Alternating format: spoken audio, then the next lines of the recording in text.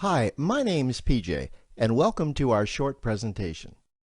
Have you ever wondered how the rich keep getting richer while broke people stay broke and the middle class seems to be shrinking?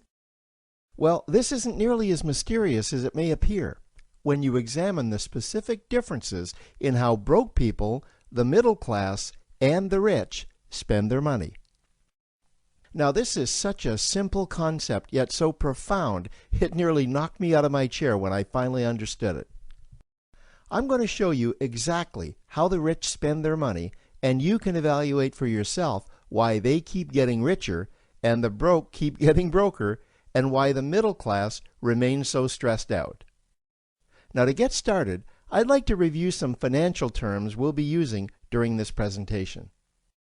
The terms that you need to be familiar with are cash flow, which means money you bring in, expenses, which means money you spend, assets. Now, this is the most confusing one. You're probably familiar with the traditional definition of an asset, which is something you own or have equity in. However, back in the 1990s, Robert Kiyosaki introduced us to a new definition of an asset in his groundbreaking Rich Dad, Poor Dad series of books. Robert taught us that an asset is something that pays you, and that's the definition we'll be using here. Liabilities is the last term, and it's defined as things that cost you money. As an example, a house is typically viewed as an asset. But can it actually be a liability? Yes. With our revised definition, anything that costs you money is a liability, not an asset. If you have a mortgage, your house is an asset to your banker because it pays him or her every month. But could a house also be considered an asset to you?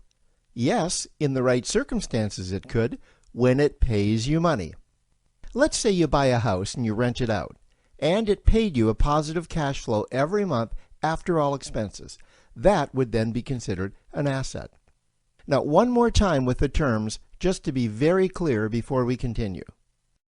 Cash flow is money you make. Expenses, that's money you spend. An asset pays you, and a liability costs you. Now let's take a look at how broke people spend their money.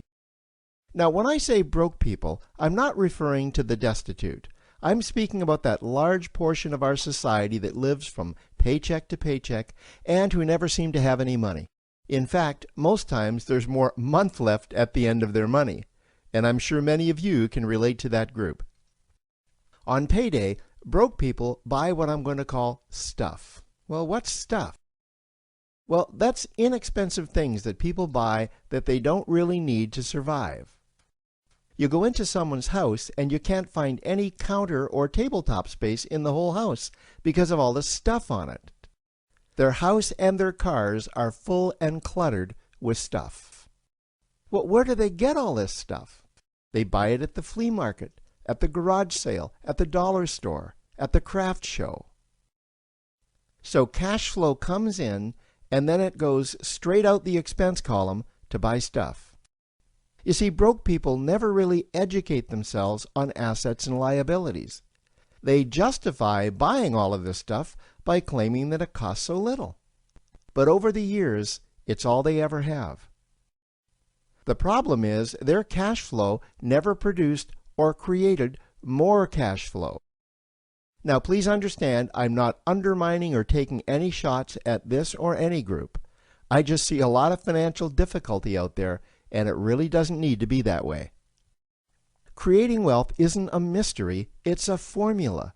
The only reason someone doesn't create wealth is because they either don't know the formula or they don't apply the formula. Now let's take a look at the middle class. The middle class is the group that society mistakenly thinks are rich. They're not. Yes, they typically earn a six-figure income, and many of them appear rich, but it's what they buy with their money that keeps them prisoners of the middle class. What they typically buy are liabilities. Remember the definition of a liability? Things that cost you. By buying liabilities, the money gets pushed up and out their expense column. Liabilities are items like cars, boats, houses, airplanes, credit card debt. Now let's see just how this happens. The middle class gets a nice paycheck, let's say $10,000 for the month. They then split that down the middle and they pay their monthly expenses with half, and with the other half, they make a down payment on a new car. The car costs $5,000 down, and after they add on the insurance and the maintenance, that liability now costs $1,100 new dollars every single month. A few months go by, and they want a boat, then a vacation home, a Rolex watch on their credit card, a vacation on their credit card. And before you know it, their liabilities have raised their expense levels to near or above their income levels. They actually spend equal to or more than they make, meaning that they have to go to work and make a certain amount of money every single month just to cover their liabilities. The other important issue with both broke people and the middle class is that normally all of their cash flow is dependent on their own effort, meaning that they've educated themselves to exchange their knowledge and expertise for someone's money. Also, the money they earn is usually the highest taxed form of income. Here's an example. An attorney is knowledgeable about law, so people pay him or her in exchange for that knowledge on an hourly basis. The problem here is that if the attorney isn't sharing that knowledge with a client, then the attorney isn't making any money.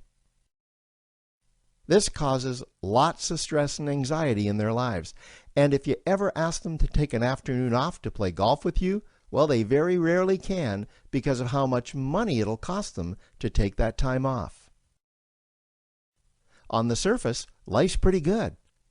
The reality is that it's a roller coaster ride. That's the middle class. Now, I know this group very well because for a great deal of my adult life, that was me. Now let's take a look at how the rich people spend their money. Rich people acquire assets. Again, an asset is something that pays you.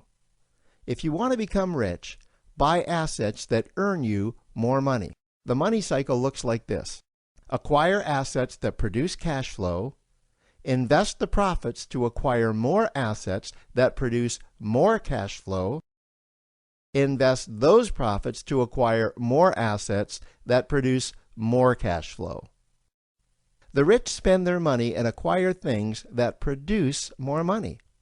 Here are a few examples of assets that produce more money. Investments are the obvious ones: stocks, bonds, real estate. Education is another asset. If you learn how to do something that produces more money for you and you actually do it, that's buying an asset. There's a great quote that goes, "If you think education is expensive, you should see how expensive stupidity is." Another example of assets you can acquire that pay you are cash-generating opportunities, especially those opportunities that can create a passive cash flow. Passive meaning that once you build it up, the money continues to flow whether you're still building it or not.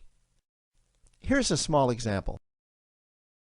Let's suppose you bought a pinball machine and you put it in a barber shop, and you don't spend any of the profits. You save them until you can buy another pinball machine and put it in another barber shop. This, by the way, was Warren Buffett's first business. If you don't know who Warren Buffett is, he's one of the top 2 richest men in America.